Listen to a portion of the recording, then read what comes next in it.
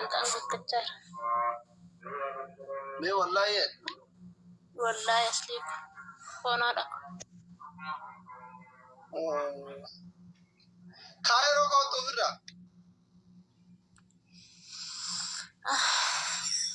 أنا واندا فرب ما بيكمل بكرة بروجرات سجران أمال كونتتي فيزا فيرغوندو كايرو yeroo tokko tokko carraan walirra nama harkaa dhufti beekte. يا والله مسكينة ورتي والله كايرو إندو تافيزا فيرغو كان كما دوغا ربي Yeroo tokko tokko wanni ati yaaddu hunduu lafti hunduu namaa litti beekta. Dubdaa sitti gadi bu'aa gisee tokko tokko waan hundaaf inshaallah mee. أما إيه سديمو فري ماني إنجراج أيضا شنينات والله يادي Maal goona jettee beeku waan hundaaf mee warri Dubaayoo haala nama jecha karasis ta'uu beeku garuu aboodhiisi carraan namaa tokko tokko carraas qormaanni walirratti sitti dhufti beekta. دبي ديمو فري Ijoolleen Dubaay jirtu haala nama jeessan mee. Dammoo maallaqa na hoggata waan si ajaa'ibu dammoo.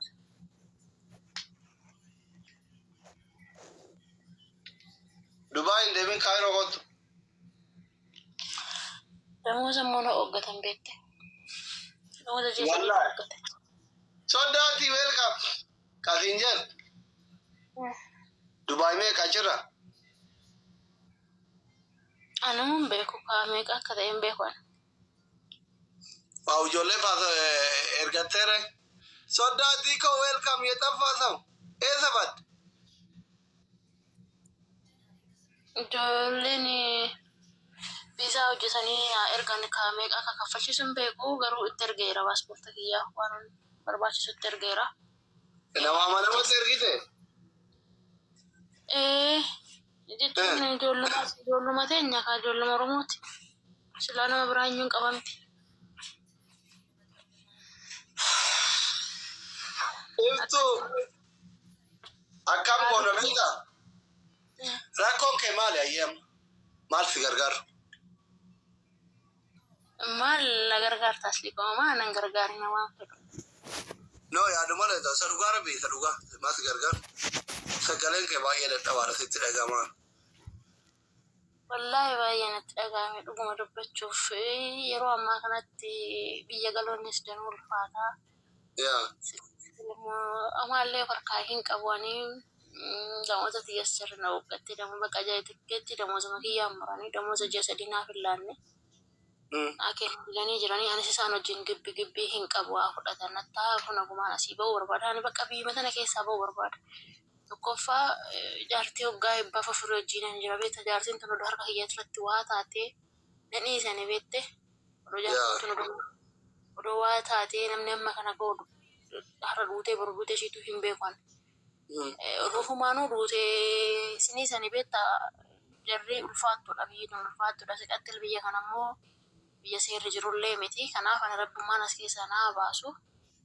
Abboo jedhee ofiisidhaa fayyaa qabaasee koomaa iyyuu miti hojjetadhee bulaa rabbiin naa gargaaru malee. Wallaahi rabbiin naa gargaaru malee hojjetadhee bulaa maali? Annaa gadi hojjetatee bulaami. Yordaan jirtee sana. Akkasii haabbee otoo yaadinii beektee. Guyyaa meeqa keessatti dhufa jiran ayyee fiizan Dubaay. Ana mana guyyaa sadii bichaan naaf tikkeettiin keenya guyyaa sadii dhaqan murame. Guyyaa sadii bichaan naaf kamisa barara kamisa galgala annaan murame. Karaa birri shantaatti bitadhullee dhabe dhugaara shantaadhaan bitanii akka takkitti darabichaa qabu kun kutuun akkasi taa'eera. Shantaa kun immoo uffatama ijoollee Oromoo naaf itti uffata aadaa Oromootiin fudhatamee kun kutuunni kiyya akkatti lafa jira. Birri biyya kana birri shantaa bichaa warqaa qaba. Birri na waggatte jarri. Reedha carraa dheera tokko tokko akkasii asli kiyyaa shaallaan milkoof namaa iyyuu miti rabbi jira. Maalumaaf carraan ijoollee keenyaa kun akkana ta'a subhaanallah. akkana kanoo kofalloo yoo kofallee taphannee nama boonyee nama gaddinu waan gammachuu qabnu miti dhugaa dubbachuuf ani biyya kana keessatti minaan illee hin jiru mana kana keessa. Minaanumti nyaatan illee hin jiru waan sajaabu keessa. Minaan hin jiru. Tokkoffaa immoo ani ergan biyya kana dhufee immoo nama mallee ijaan argeen beeku. Ilmaan jedhe caakkaa keessa hin jiraane baadiyyaa keessa oduu asitti najjeesan iyyuu namni arguu hin jiru. Baadiyyaa keessa. Israa'el seenuudhaaf dimbara Israa'el irra hin jiran. Israa'el seenuudhaaf deeqa 30 bichaadha. Israa'elitti galuudhaaf. Dimbara isaaniitti irra hin jira. Bakkeen ani jirtu bakka badduu bakkeeffamee xufuu hin jiraan. Beeri aanillee dawwalattee fidachuu hin dandeessu. Maallaqaayyuu qabaattu sii fidamuu hin danda'amu. Magaalaa ijoolleen teenya jirtu ga'uudhaaf sa'aatii 8 deemamaan jetta qaagala isaa 8. Na carraadhaa yeroo tokko qormaannee biyya lafaa kanatti hin baay'atti. Egaa qormaata keessaayis ba'uuf jabina nama barbaachisa waaqayyo jabina naaf haa laaftu. Anumaa jenna maal goonare hiree dhabeette. Hireen nama dhaa dhala namaa. Daa'imni namni kumaanii basaddeetii kun bareeddu haamicha fooloo godha. Amma ijoollee baay'ee si jaalatanii you are famous now. Namoonni si jaalatan baay'ee jira. Akka carraa namni sappoorti si godhuu barbaadu si gargaaruu barbaadu jiraata. Karaan ittiin si gargaaran jira gan. Ani rabbu manaa kan dhaabbamu gargaarsa uummata Oromoo irraan barbaadu as jechuudha. No gargaarsa akkasii osoo hin ta'in jechi gargaarsi bar ka obbolummaa gargaarsuma obbolummaa oma wacii oma gizee achiri dalagaa barbaadattu bishaanin bitattu waan akkasii karaa ittiin si argatan jira.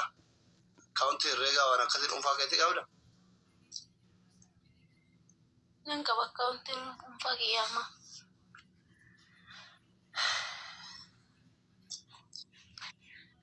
Wayyoo yaa carraa nama akkas taane odoon beekin dubbidaan dubbabee waan ta'eef inshaallah dhiisima ayyuu biti dabarra kana keessas. Haaluma jireenyatu akkanaanis irraan kaatanii qaaree. Jireenyi biyya lafaa tokko ililii tokko hirriidha jireenyi biyya lafaa ture. Ni darba waan hin dabarre hin jiru. Ni darba. Hin dabarre amaayyuu isaan hin dabarre hin jiru. Garumootu bakka amma Dubaay deemu murteessite tikeeta muratteereeti. Muranne ganaa ka bireetti ergeera biree tokko naa sirreessa dheeni jira. Gammeenis hin jira sirreessa dheeni jira. Tiijiffaan illee hin jiranis sirreessa dheeni jira. Yoo isaan sirreessanii naa ergan kagaa galgalaasitti eegaa waan sirreessanii naa erganii hanjarrasii naa fixanii jiran. Warrasii muranii fixan tikeetti. Warra Dubaay eegaa jiru. Warra Dubaay eegaa jira malee jaartiin Jordaanii naa fixeetti murteetu. Arabdichi muree jira. Amma shaanxaa rattabataa jirta re'aati. Wallah shaanxaa kootota kiyya rattabachaa jira. Koototuma kana maal irraa kabaltaree kun meeshaan baay'eedhaami. Dammoo meeshaan bakka dhufeen beeku baay'ate kaan nan gata kaan fudheen deemu. Gani see deemu. Ijoolleen Oromoo ollaa kee jiran hin jiranii caammaa faanaan. Wayi ijoollee Oromoo biti Habashaanuu bakka ani jiru kanaan jira. Mannuu hin jiru na bira. Bareeddu fooloo godhaa hundi keessan ijoollee toppiri jira lamaan fooloo naa godhaa please. Akkaawuntii kennu ergi yaa'an koomentii jetti ijoolleen baay'ee. Warri biyya kana asli ko bakka ani jiru kana ko kan araba kiyyana laju arabni biraatu hin jiru. Araba kiyyana laju araba biraan agarre. Badoo keessa. Badoo. Maasaan olaa mee hojiin kiyya maasa dhaame ataakiltii qofforuu bishaan obaasu dabara akka ijoollee suudii hojjetan hojjedha baran hojiin kiyya isaa fi jaartii. Badoo keessa hojjeta. Badoo illee jedhe keessa. Aboo rabbi furmaata ofii siyaakaa hogganniiti rabbi furmaata ofii siyaakaa. Wallaahi rabbumti furmaata naa kaa'u dhugaa ayyaannaa dhagooti dhugaa rabbi harma matiyyaaf jedhee furmaata naa kaa'u. Harmeen ka'in dhukkubaadhaan jecha turte karaa keessaa fayyanii. Amaan jettu wayyoofteetti abboo ishiinis ga'ee tokko dhukkubsatti ga'ee tokko fayyaa qabdi waan jettu garuu.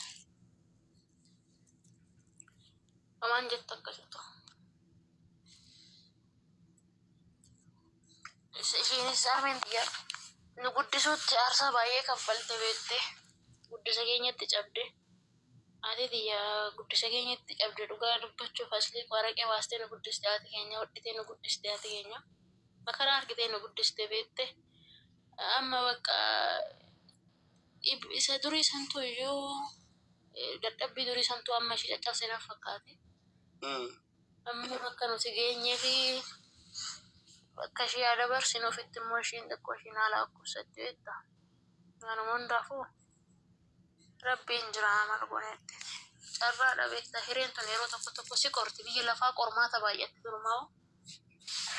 Sana irratti immoo jabina barbaachisa. Jabina bichaa irratti godhachuudha. Sitti hin dhagayamin ishee waan hin dabarre jiru sitti hin dhagayamin. Sitti hin dhagayamin jeesti hin beekta namni kenna kun yeroo fuula namaa kan irratti namni baay'een si barate yoo hara rakkoo ibina nama Oromoo irraa wanna jibbu akka atileetitti kaan akka atileetitti hin beeka rakkoo ilma nama mudata gaafa namni baay'ee barate hordoftoota baay'ee horatu tasarakkantee yoo gaafa tokko rakkoo keetti himatte gaafa biraa yoo namni wayii Oromoo jalaa waa ta'e ittiin ati yaada dhaabbatte ittiin nama arrabsa waan ta'eef intala biyyaa ani waan hojjechuun barbaadu akka hiree intala biyyaa tokkotti intala jabduu namni asirraa qabu tokkotti asirratti illee akkaawuntii keef dimaanatiin jechuun barbaadu rakkoo hin jiru yoo jiraate karaa keessaa na dubbisi waliin furre tole akka kennachuu kana waan hin jaalanneef anama waan baay'ee waan isaa sossuudhu harkaan kennatee rakkoo. Laala barbaadu asii koo har'a laala borutti nama abaara uummanni keenya ulfaatadhaan hin barbaadu rabbi fayyaa siyaa kennuudhi fayyaatti immoo jabina namaaf haalaatu namni beekte jireenya ilma namaa keessa chaalenjii baay'ee jira chaalenjii baay'ee san keessa immoo darbuu kan dandeessu jabina malee waanuma hundaafuu gargaarsa hojjenne waanuma hundaafuu saba fuullee hodhaabbanne aboo borutti namarra manni keenyaan hin fedhu beektee ani isaniif fedhu akkaan gargaaranis hin fedhu inni guddaan rabbiin namaa kadhachuudha. As biyya kana keessaa waan ani wallaahi hojjetadhee bulaa harka fayyaa qaba miila fayyaa qaba. Waaqaaf haa galatu hawaasni Oromootis na jaallata waan fedhe hojjetachee buluu danda'a. Biyya namni jirutti biyya nageenyi jirutti har'a maaltu natti dhufa har'a maaltu dhalata jedhees biyya siqiqii keessaa baatee biyya nagaan jiru biyya firiidamiin jiru hoo deemtee dalagatettee buluu dandeessa rakkoo miti fayyaa qabna. Rabbiin fayyaa naman dhoorgini ani kanan barbaada malee gargaarsa tasuma barbaadu nama boruu abbaa koo kan namaan goones kan namaa gootes